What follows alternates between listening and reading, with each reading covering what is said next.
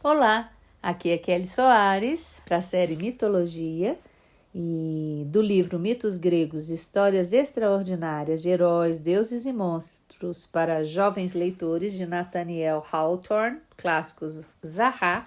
A leitura de hoje vai para o mito As Três Maçãs Douradas. Então vamos lá? Vocês já ouviram falar das maçãs douradas que cresciam no jardim das Hespérides? Maçãs como aquelas valeriam um bom dinheiro por quilo se qualquer uma delas se pudesse encontrar crescendo nos pomares de hoje em dia. Mas não existe, penso eu. Não existe muda dessa maravilhosa fruta numa só árvore desse mundo. Nem mesmo uma semente daquelas maçãs ainda existe.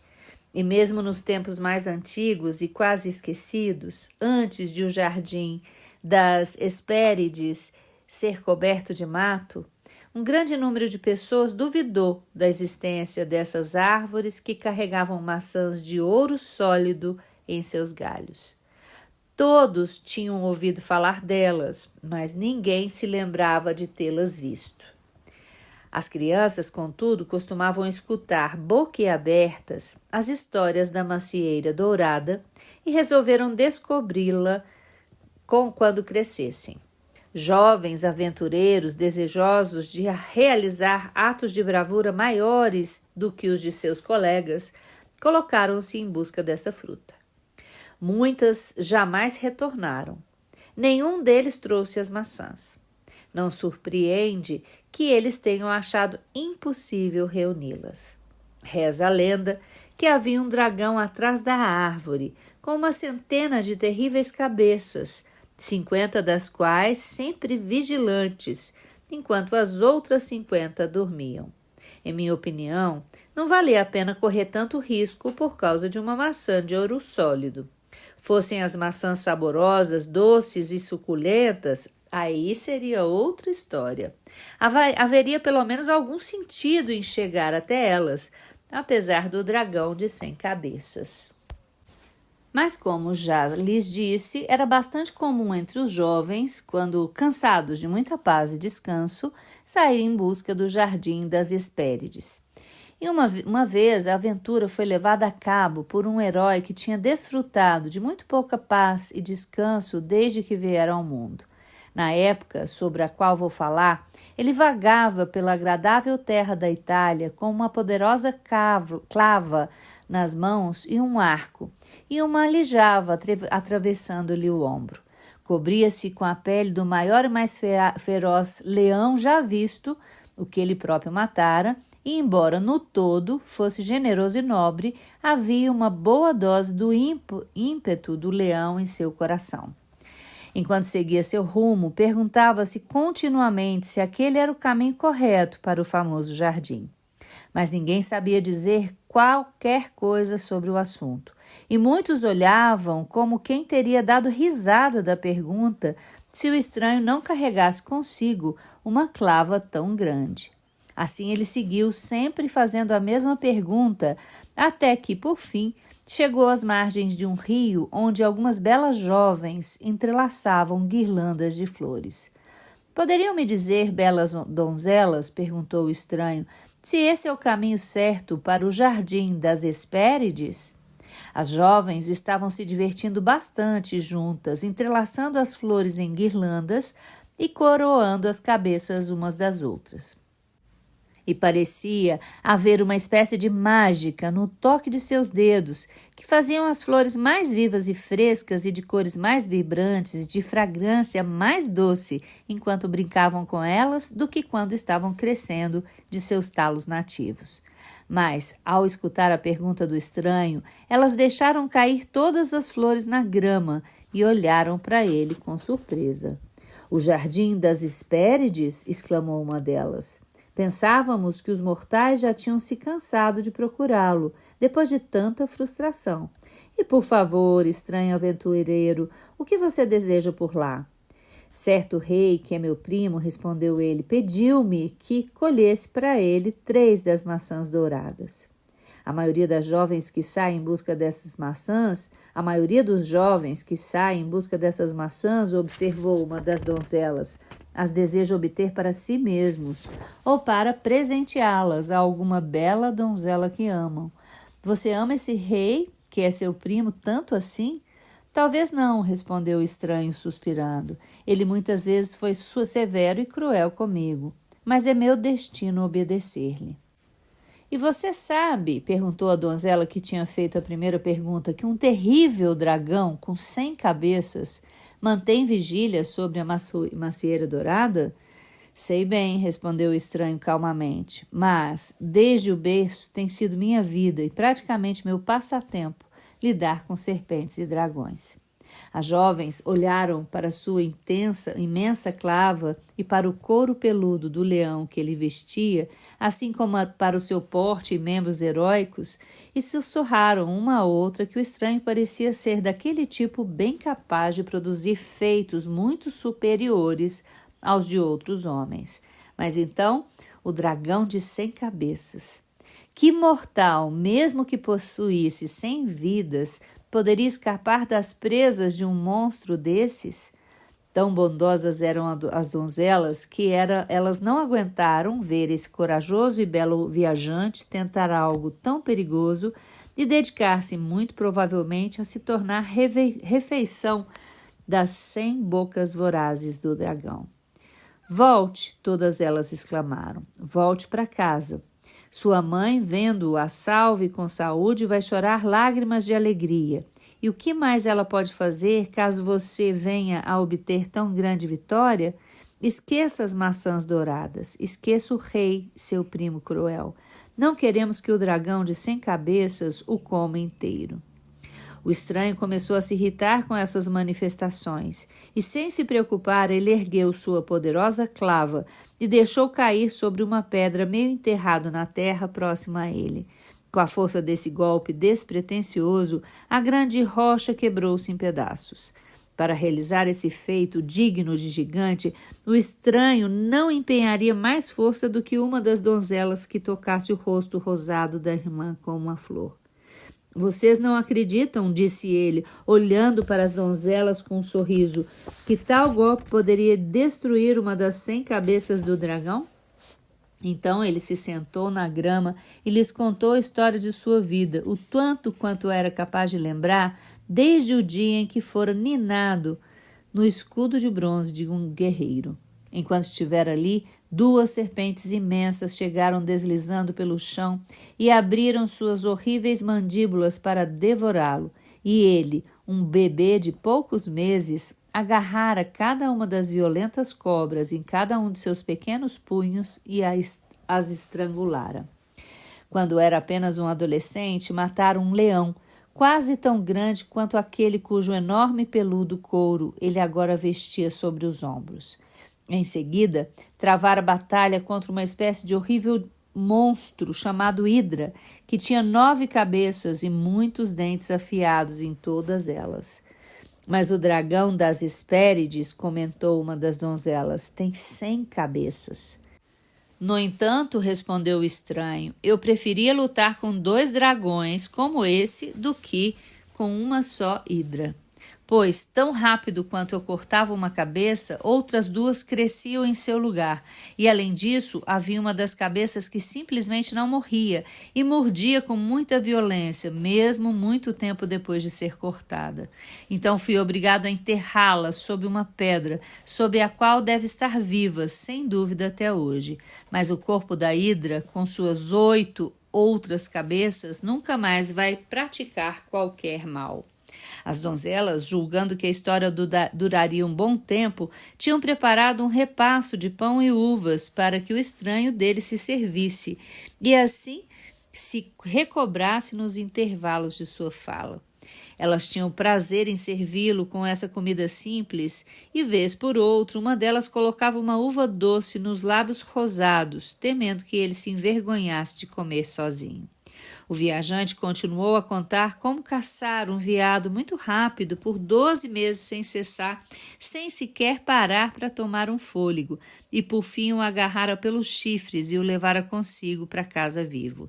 Ele havia lutado com uma raça muito estranha de pessoas, meio cavalo e meio homem, e as matara todas, sentindo que era seu dever para que essas figuras horríveis jamais pudessem ser vistas novamente. Além de tudo, ele se orgulhava muitíssimo de ter limpado um estábulo. Você chama isso de um feito maravilhoso? Perguntou uma das jovens com um sorriso. Qualquer bobo da região faria o mesmo. Se fosse um estábulo comum, respondeu o estranho, eu não o teria mencionado, mas era tão imenso que levaria a vida inteira para limpá-lo. Se por sorte eu não tivesse pensado em mudar o curso de um rio para dentro de suas porteiras. Isso fez com que fosse bem mais rápido. Vendo quão seriamente sua linda audiência o ouvia, em seguida ele lhes contou como tinha acertado alguns pássaros monstruosos e capturado um touro selvagem vivo para depois soltá-lo, e domado muitos cavalos selvagens e derrotado Hipólita, a rainha guerreira das Amazonas. Ele mencionou também ter ficado com a guirlanda encantada de Hipólita e a dado de presente para a filha de seu primo, o rei. Era a guirlanda de Vênus? Perguntou a mais bela das donzelas, que as tornam mulheres belas? Não, respondeu o estranho. Ela primeiro tinha servido de cinto para a espada de Marte e só fazia com que quem a usasse ficasse mais valente e intrépido. Um antigo cinto para a espada? Exclamou a donzela, lançando a cabeça para trás. Então eu não me preocuparia em tê-lo. Você está certa, disse o estranho. Seguindo com sua maravilhosa narrativa, ele disse às donzelas que uma das mais estranhas de suas aventuras foi quando lutou com Gerião, o homem de 6 pernas. Era um tipo muito estranho e assustador, como vocês podem imaginar. Qualquer pessoa olhando para o seu rastro na areia ou na nave imaginaria que se tratava de 3 amigos caminhando juntos socialmente. Ao escutar seus passos a uma pequena distância, não se julgaria menos que razoável que se tratasse de muitas pessoas chegando, mas era apenas o estranho Gerião caminhando ao tropel de suas 6 pernas. 6 pernas e um corpo de gigante. De certo, devia parecer um monstro bem estranho. E, meu Deus, que gasto de sola! Quando terminou o relato de suas aventuras, o estranho olhou para os rostos atentos das donzelas. Talvez vocês tenham ouvido falar de mim antes, disse ele modestamente. Meu nome é Hércules. Nós já tínhamos suspeitado, responderam elas, pois seus feitos fantásticos são conhecidos em todo o mundo. Já não achamos estranho que você saia em busca das maçãs douradas das Hespérides. Venham, irmãs, vamos coroar o herói com flores. Elas então lançaram belas guirlandas sobre a cabeça majestática e dos poderosos ombros de Hércules, de modo que a pele de leão estava quase inteiramente coberta de rosas. Elas pegaram sua enorme clava e envolveram-na com os mais delicados botões, perfumados e luzentes, de tal forma que nem sequer um dedo de sua madeira se pudesse ver. Ela parecia integralmente um enorme buquê de flores. Por fim, elas uniram as mãos e dançaram a seu redor, cantando palavras que se tornavam poesia espontaneamente e cresciam no canto coral em honra do ilustre Hércules. E Hércules sentia-se feliz, como qualquer outro herói teria se sentido, por saber que aquelas belas meninas tinham ouvido sobre seus feitos valorosos que lhe haviam custado tanto trabalho e perigo. De qualquer forma, porém, ele não estava satisfeito. Não era capaz de pensar tudo que fizera, até então fosse digno de tanta honra, enquanto ainda existisse qualquer aventura difícil ou perigosa para ser levado a cabo. Queridas donzelas, disse ele quando parou de tomar ar, agora que sabem meu nome, não me contarão como chego ao Jardim das Hespérides? Ah, mas não precisa ir nesse minuto, disseram elas. Você é que tem produzido tantas maravilhas e viveu uma vida de tantos trabalhos, não pode se satisfazer com um pouco de repouso às margens desse tão pacífico rio? Hércules balançou a cabeça. Preciso partir agora, disse ele. Daremos as melhores indicações que pudermos, responderam as donzelas. Você precisa se dirigir ao mar, encontrar o velho e obrigá-lo a dizer onde se encontram as maçãs douradas. O velho, repetiu Hércules, rindo do nome. E, por favor, quem seria esse velho? Ora, o velho do mar, claro, respondeu uma das donzelas. Ele tem 50 filhas, que alguns dizem ser lindas, mas não consideramos apropriado entrar em contato com elas, porque elas têm cabelo verde de cor do mar e afilam nas pernas como peixes. Você precisa conversar com esse velho do mar. É um sujeito conhecedor dos oceanos e sabe sobre o jardim das Hespérides, pois ele fica numa ilha que ele muitas vezes tem o hábito de visitar. Hércules então perguntou onde seria mais provável encontrar o velho. Quando as donzelas lhe informaram, ele agradeceu a elas por sua gentileza, pelo pão e pelas uvas com que o alimentaram, pelas lindas flores com que o coroaram e pelas canções e danças com que lhe fizeram honras, e agradeceu, sobretudo, por lhe contarem o caminho correto, e imediatamente pôs-se em movimento. Mas antes que estivesse longe de seu alcance, uma das donzelas foi atrás dele. Segure bem o velho quando pegá-lo, ela exclamou sorrindo e levantando o indicador para dar mais ênfase ao conselho. Não se surpreenda com o que quer que possa acontecer. Apenas o segure bem, e ele vai lhe dizer o caminho que você quer tomar. Hércules agradeceu-lhe e seguiu seu rumo, enquanto as donzelas retomaram seu agradável trabalho de produzir guirlandas de flores. Elas falaram sobre o herói muito depois dele ter partido. Vamos coroá-lo com as mais belas de nossas guirlandas, disseram elas, quando ele retornar com as 3 maçãs de ouro, depois de matar o dragão de 100 cabeças. Enquanto isto, Hércules seguiu por colinas e vales e através dos bosques solitários. Às vezes balançava ao alto sua clava e destruía um carvalho poderoso com um só golpe. Sua mente estava tão cheia de monstros e gigantes contra os quais o negócio de sua vida era lutar, que talvez ele confundisse essas grandes árvores com algum deles.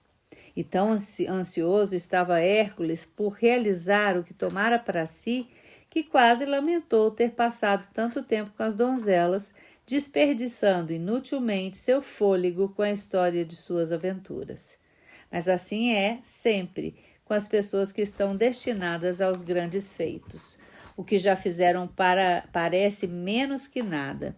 O que tomaram em mãos para fazer parece valer o trabalho, o perigo e a própria vida. Pessoas que por acaso estivessem passando pela floresta devem ter ficado com medo de vê-lo destruir as árvores com sua grande clava. Mas, com um único golpe, o tronco era destroçado como pela ação de um raio, e os grandes galhos desciam farfalhando e se rompendo. Apressando-se, sem pausa e sem olhar para trás, ele aos poucos passou a ouvir o ronco do mar à distância. Ao escutá-lo, aumentou a velocidade e logo chegou a uma praia, onde as grandes ondas quebravam sobre a areia dura, numa longa linha de espuma branca como a neve. Numa das pontas da praia, porém, havia um agradável lugar onde arbustos verdes subiam por uma colina, fazendo sua face rochosa parecer suave e bela. Um carpete verdejante, bastante misturado ao trevo de aroma tão doce, cobriu o espaço estreito entre o fim da ravina e o mar. E o que Hércules via ali, senão um velho dormindo profundamente? Mas era realmente um velho? De certo, à primeira vista, parecia-se muito com um, mas depois de um exame mais detido, mais parecia algum tipo de criatura que vivia no mar, pois em seus braços e pernas havia escamas, como as dos peixes, e ele tinha pés e dedos urdidos como os de um pato, e sua barba longa, de tom esverdeado, mais lembrava um tufo de alga marinha do que uma barba comum. Você já viram uma tábua de madeira que há muito tempo se lançou ao mar, ficou cheia de cracas e, por fim, chegou à praia como se tivesse sido expelida pelas próprias profundezas do oceano?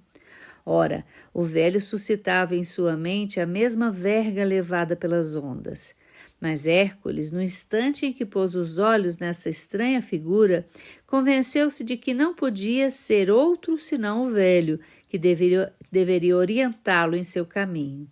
Sim, era o mesmo velho do mar de quem as donzelas hospitaleiras haviam falado.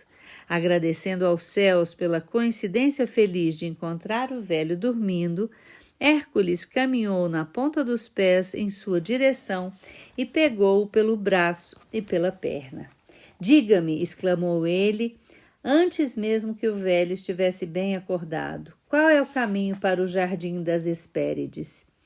Como você pode facilmente imaginar, o velho do mar acordou assustado, mas sua surpresa não pôde ter sido maior do que a de Hércules no instante seguinte, pois de repente o velho pareceu desaparecer de suas mãos e ele se viu segurando um veado pelas patas traseiras e dianteiras. No entanto, ele ainda o manteve em mãos. Em seguida, o veado desapareceu. E em seu lugar surgiu uma gaivota, agitada e aos gritos, enquanto Hércules a agarrava pela asa e pela garra. Mas o pássaro não conseguia desvencilhar-se.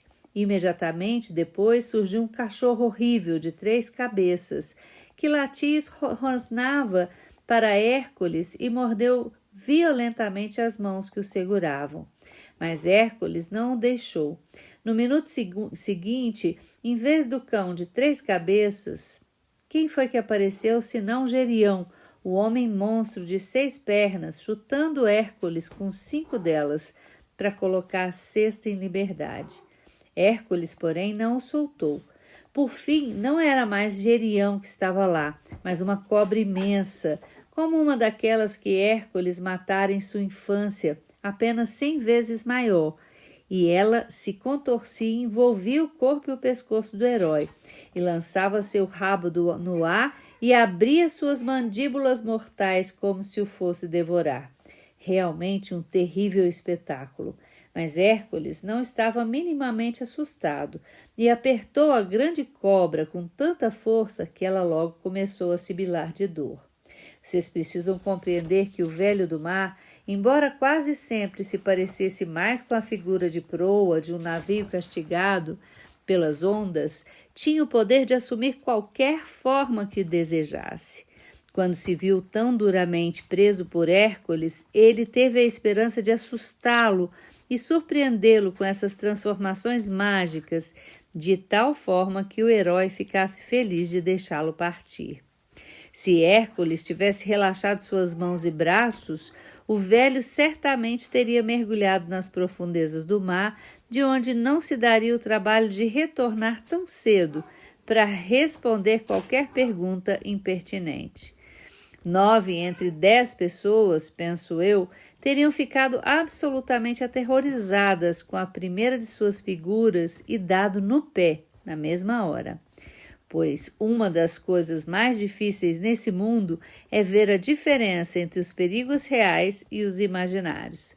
Mas como Hércules o segurava obstinadamente e apenas o apertava com cada vez mais força a cada mudança de forma, e com efeito lhe impunha não pouca tortura, o velho finalmente pensou que o melhor seria recobrar sua própria imagem. Então lá estava ele de novo, uma figura escamosa, pisciana, de pés urdidos, com uma espécie de alga marinha presa no queixo. Por favor, o que quer de mim? Exclamou o velho, tão logo pôde respirar, pois era bastante cansativo passar por tantas e falsas formas. Por que me aperta tão forte? Deixe-me ir agora, ou vou começar a achá-lo bastante mal educado. Meu nome é Hércules, rugiu o poderoso estranho, e você nunca vai sair de meus braços e mãos até que me diga qual é o caminho mais próximo para o jardim das Hespérides. Quando o velho ouviu o nome de quem o tinha capturado, Logo percebeu que seria necessário contar-lhe tudo o que quisesse saber. O velho era um habitante do mar, vocês devem recordar, e vagava por toda parte, como outras gentes do mar. É claro que ele tinha escutado muitas vezes sobre a fama de Hércules e as coisas maravilhosas que ele fazia o tempo todo em várias partes da terra. E quão determinado ele sempre estava para realizar tudo que se propusesse a fazer. Assim, ele não tentou mais escapar e contou ao herói como encontrar o jardim das Hespérides. Do mesmo modo, alertou-o das muitas dificuldades que deveria superar antes de chegar lá. Você deve seguir como estou lhe dizendo, disse o velho homem do mar, depois de tomar os pontos da bússola, até avistar um gigante muito alto que se segura o céu nos ombros. E o gigante, se estiver de bom humor, vai lhe dizer exatamente onde fica o jardim das Hespérides. E se o gigante não estiver de bom humor, observou Hércules, batendo sua clava na ponta dos dedos, talvez eu encontre meios de convencê-lo. Agradecendo ao velho mar e pedindo desculpas por tê-lo apertado com tanta força, o herói seguiu em sua jornada. Ele encontrou uma grande variedade de estranhas aventuras que valeriam bastante a pena serem ouvidas, se eu tivesse tempo de narrá-las tão minuciosamente quanto merecem. Foi nessa viagem, se não me engano, que ele encontrou um prodigioso gigante, tão maravilhosamente constituído pela natureza que, sempre que tocava a terra, tornava-se 10 vezes mais forte do que jamais fora.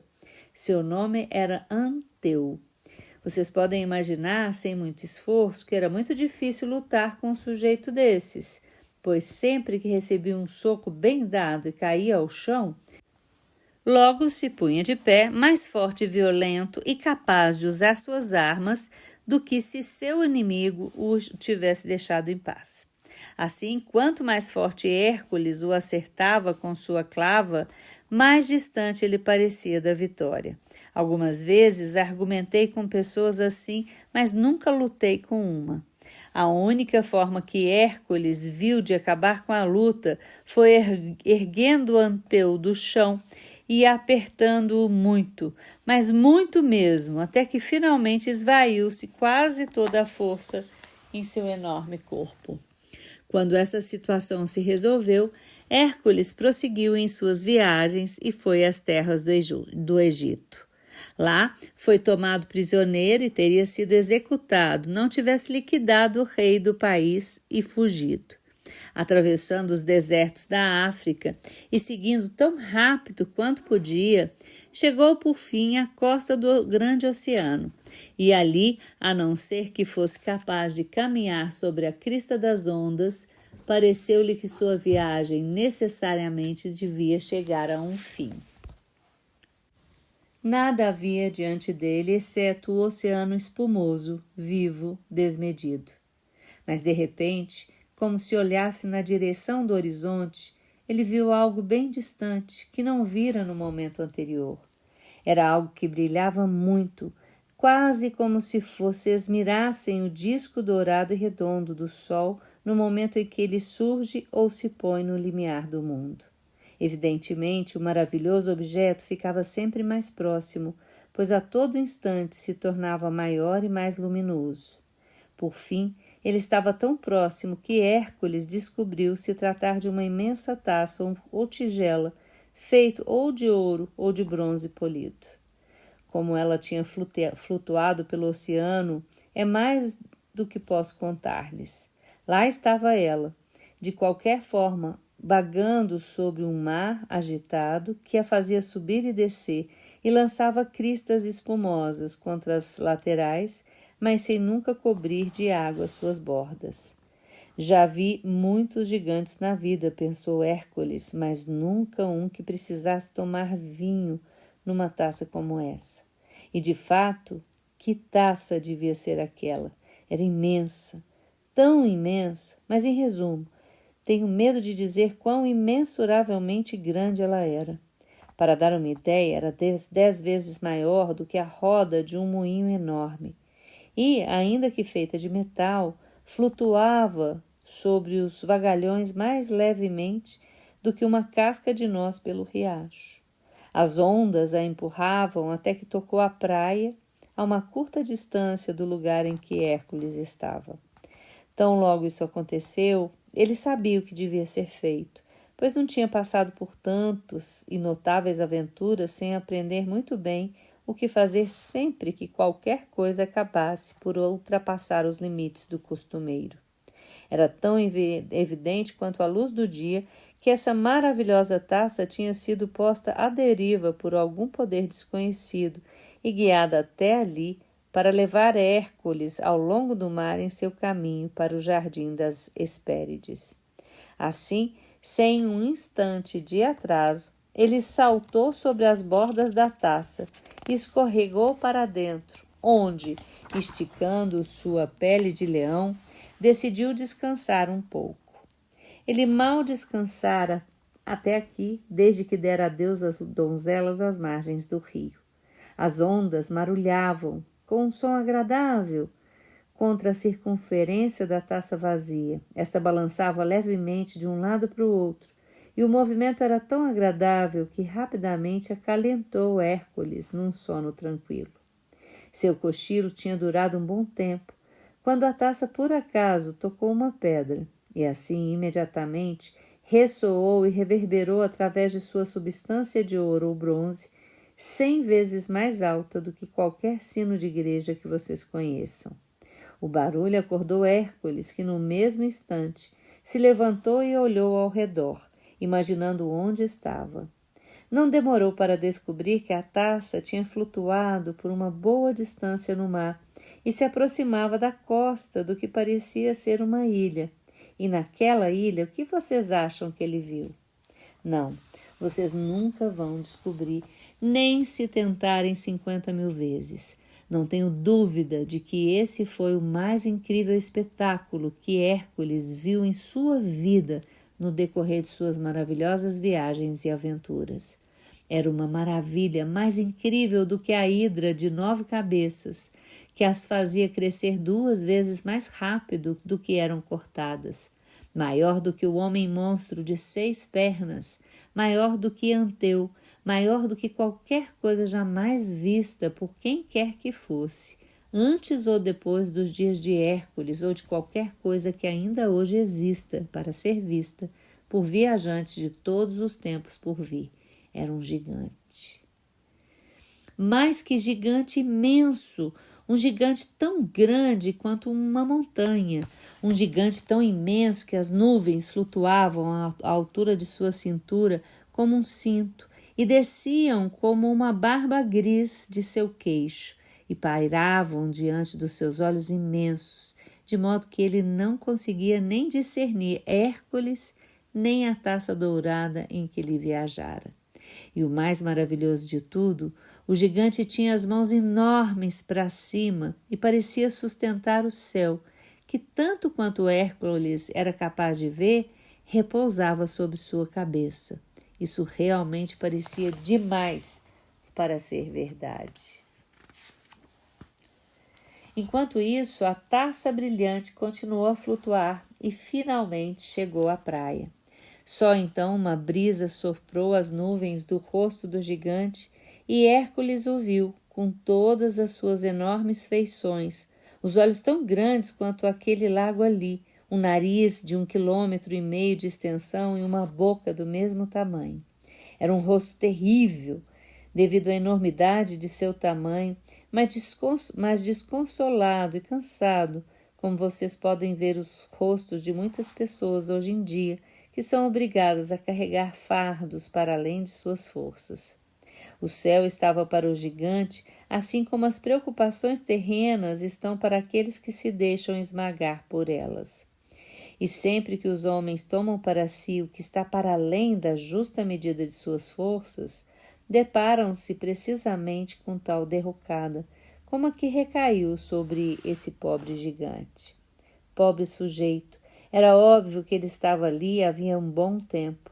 Uma floresta antiga crescia e morria em torno dos seus pés, e os carvalhos de 6 ou 7 séculos de idade tinham brotado, se erguido por entre seus dedos. O gigante agora olhava para baixo. Da grande altura de seus olhos imensos, e percebendo Hércules, roncou numa voz que mais parecia um trovão saído da nuvem que acabava de deixar seu rosto.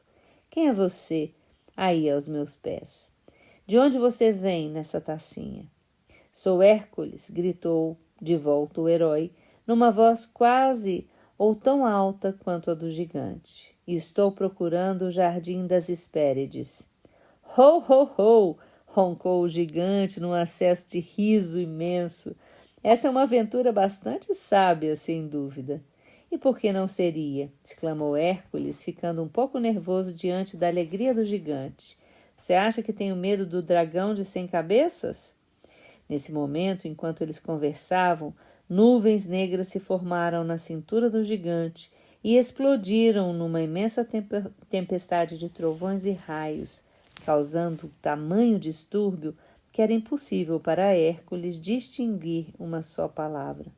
Apenas as pernas incomensuráveis do gigante eram visíveis, verticais na obscuridade da tempestade, e vez por outra tinha-se um vislumbre de sua figura inteira envolta numa massa de névoa. Ele parecia falar boa parte do tempo, mas sua voz imensa, rouca e profunda, misturava-se às reverberações dos trovões, e como eles, rolava pelos montes. Assim, falando num momento impróprio, o gigante bobo gastava uma quantidade incalculável de ar para nada, pois o trovão falava quase tão inteligivelmente quanto ele. Por fim, a tempestade se foi tão subitamente quanto chegara, e ali estava mais uma vez o céu limpo, e o gigante, cansado e sustentado, e a agradável luz do sol acima de sua vasta altura, iluminando-a contra o fundo das nuvens carregadas e elétricas. À distância, acima da chuva, estava a sua cabeça, sem que nenhum fio de cabelo estivesse úmido. Quando o gigante conseguiu ver Hércules ainda na praia, voltou a roncar para ele. Eu sou Atlas, o mais poderoso gigante do mundo, e seguro o céu sobre a cabeça. Estou vendo, respondeu Hércules, mas você pode me indicar o caminho que leva ao jardim das Hespérides? O que você quer lá? Perguntou o gigante. Quero 3 maçãs de ouro, gritou Hércules, para meu primo, o rei. Ninguém mais, além de mim, retrucou o gigante, pode ir ao jardim das Hespérides e colher as maçãs douradas. Não fosse por esse pequeno incômodo de segurar o céu, eu poderia dar uma meia dúzia de passos aqui no oceano e consegui-las para você. Você é muito gentil, respondeu Hércules. Não pode encostar o céu numa montanha? Nenhuma delas é alto o bastante, disse Atlas, balançando a cabeça. Mas se você ficar de pé no topo dessa mais próxima, sua cabeça ficará mais ou menos no nível da minha. Você parece um sujeito com alguma força. E se ficasse com o meu fardo nos ombros enquanto eu vou... E se ficasse com os meus fardos nos ombros enquanto eu vou até lá para você? Hércules, como vocês devem se lembrar, era um sujeito bem forte. E embora fosse necessária bastante força muscular para segurar o céu, se havia um mortal supostamente capaz de fazer isso, ele era o mais indicado. No entanto, parecia tão difícil fazer aquilo que pela primeira vez na vida ele hesitou. O céu é muito pesado? Perguntou ele. Ora, não muito, a princípio, respondeu o gigante, dando de ombros. Mas começa a ficar meio incômodo, depois de milhares de anos. E quanto tempo? Perguntou o herói. Você leva para pegar as maçãs douradas? Isso eu faço rapidinho, respondeu Atlas. Percorro 15 ou 20 quilômetros a cada passo e vou e volto do jardim antes que seus ombros comecem a doer. Pois bem, então, respondeu Hércules, vou escalar a montanha atrás de você e aliviá-lo de seu fardo. A verdade é que Hércules tinha um coração gentil e considerava estar fazendo ao gigante um grande favor dando-lhe essa oportunidade de dar uma volta. E além disso, ele pensou que faria ainda mais bem à sua glória se ele pudesse se vangloriar de ter segurado o céu, em vez de fazer algo tão ordinário quanto derrotar um dragão de 100 cabeças. Assim, sem mais palavras, os ombros de Atlas aliviaram-se do céu, que foi colocado sobre os de Hércules. Quando isso foi feito com segurança, a primeira coisa que o gigante fez foi se esticar. E vocês podem imaginar que prodigioso espetáculo foi aquele. Em seguida, ele lentamente ergueu um de seus pés da floresta que crescera a seu redor, depois o outro. Então, de uma só vez, ele começou a saltar, brincar e dançar, feliz com a sua liberdade, pulando no ar a uma altura que ninguém era capaz de medir e descendo ao chão com uma força que fazia toda a terra tremer. Então ele riu, ho, ho, ho, com um ronco tonitruante que ecoou pelas montanhas, as próximas e as distantes, como se elas e o gigante tivessem sido durante tanto tempo irmãos e amigos. Quando sua felicidade se acalmou um pouco, ele deu um passo no mar, 15 quilômetros na primeira passada, o que o levou a ter a água nas canelas, 15 na segunda, o que o levou a ter a água pelos joelhos, e mais 15 na terceira, o que o levou a ter água na altura da cintura. Essa era a maior profundidade do mar. Hércules observou o gigante à medida que ele caminhava, pois era realmente uma visão maravilhosa, a daquela imensa forma humana, a mais de 45 quilômetros de distância, parcialmente coberto pelo oceano, mas com a sua metade imersa tão alta e azul e nebulosa quanto uma montanha distante. Por fim, as formas gigantes desapareceram totalmente de vista. E agora Hércules começou a considerar que ele faria caso. O que ele faria caso Atlas se afogasse no mar ou fosse morto pelo dragão de 100 cabeças que guardava as maçãs douradas do jardim das Hespérides? Se qualquer problema ocorresse ao gigante, como ele se livraria do céu? E, ademais, seu peso começava a ficar um pouco aborrecido para sua cabeça e ombros. Realmente tenho pena do pobre gigante, pensou Hércules. Se isso me incomodou tanto em 10 minutos, como não deve ter sido cansativo para ele em milhares de anos? Oh, meus queridos pequenos, vocês não têm ideia do peso que existe naquele mesmo céu azul que parece tão etéreo e suave sobre as nossas cabeças.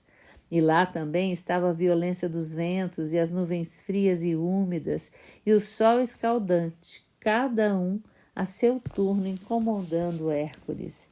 Ele começou a ficar com medo de o gigante nunca mais voltar.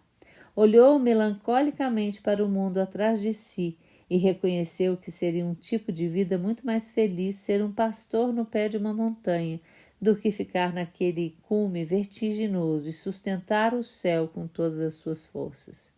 Pois é claro, como vocês entenderão, Hércules tinha uma imensa responsabilidade em seus pensamentos, assim como um peso sobre a cabeça e os ombros. Ora, se ele não ficasse perfeitamente quieto e não mantivesse o céu imóvel, o sol talvez ficasse fora do lugar, ou depois de cair a noite, um grande número de estrelas poderia se soltar e cair como uma chuva violenta sobre as cabeças das pessoas.